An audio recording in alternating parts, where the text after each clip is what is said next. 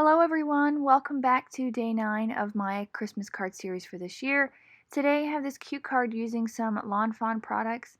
Here I have the Winter Village stamp set that I'm going to use. And I'm also going to be using the A2 Stitch Stax MFT dies to help me create this. So here I have a piece of Bristol smooth cardstock and I'm going to do some ink blending using Black Soot,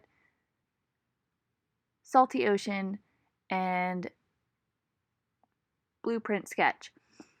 And I'm going to do a night sky scene here. It's kind of been my favorite so far. If you haven't picked up on that, I've really gotten the technique down on this and it always turns out exactly the way I want.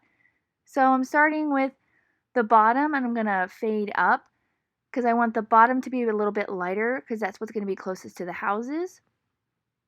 And then I'm going to go in and add the chipped sapphire and then finally the black soot. And I'm going to keep blending until I get these colors all blended nicely together until I get exactly what I want. This Bristol smooth paper is perfect for this. The ink blends and right over top of it. It's so smooth. It's my favorite to do ink blending on. Get this all blended. It's starting to look really good. Looks great. So the next thing I'm going to do is I'm going to take my my white acrylic paint that I've been using and I'm going to splatter the background to make it look like snowfall after I spritz it with some of this shimmer spray. Really love the way this looks. It always turns out so great. Just enough sparkle on that.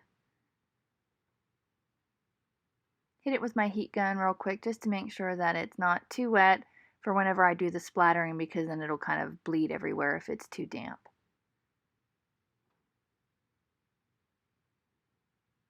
Alright, so I got my white acrylic paint here. And again, you could use whatever you have. You could use a white gouache. You could use a stamp if you wanted to. This white acrylic paint seems to work out really great for me, so I'm going to use it up until it's all gone.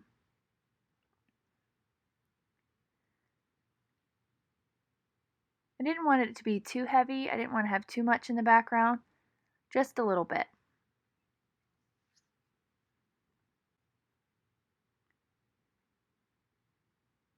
Get that acrylic block all cleaned off. And we'll set that off to the side to dry. And we'll start working on coloring our images.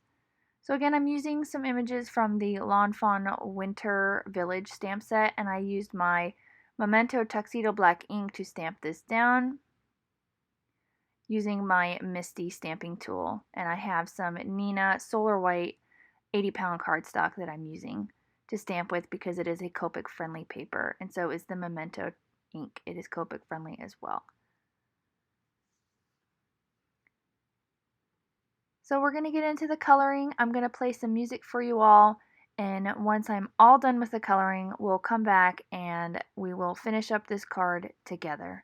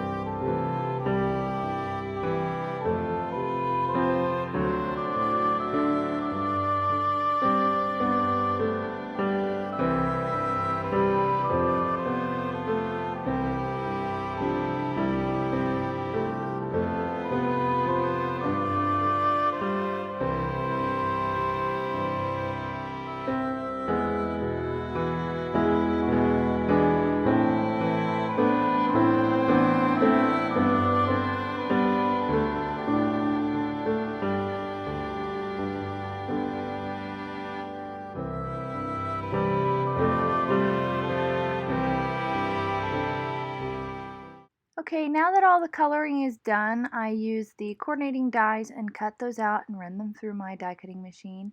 The next thing I wanted to do is I just wanted to add a little bit of snow to the tops of the little houses that didn't have any and just the trees.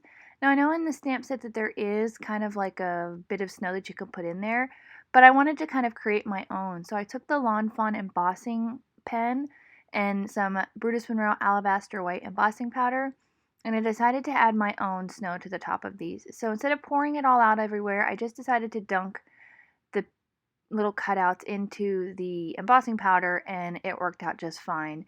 And I think it looks great. I like how some of it's not perfect. It's kind of hit or miss on the roofs, and I think that's really kind of natural of how it would sit on the roofs.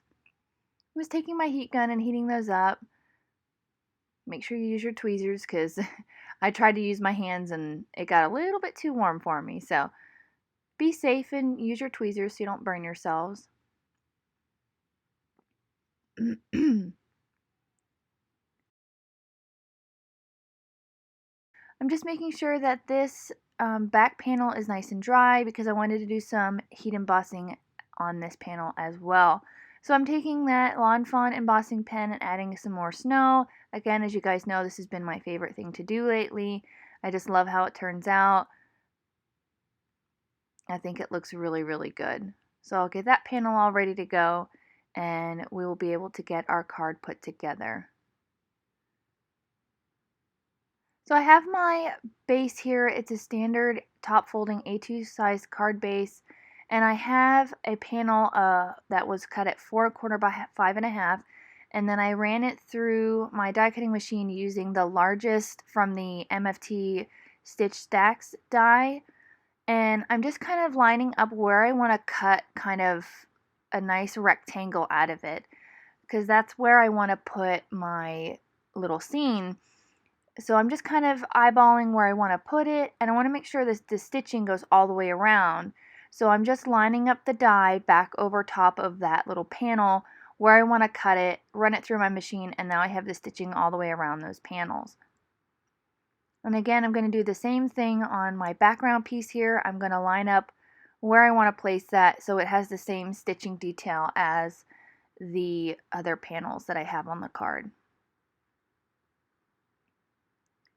So it's kind of like a little highlight, and then I'll be able to place my little scene here, little houses. I just loved how this turned out. I thought it was super sweet. Next, I'm going to take that bottom panel and I'm going to stamp a holiday greetings from our house to yours from the same Lawn Fawn set.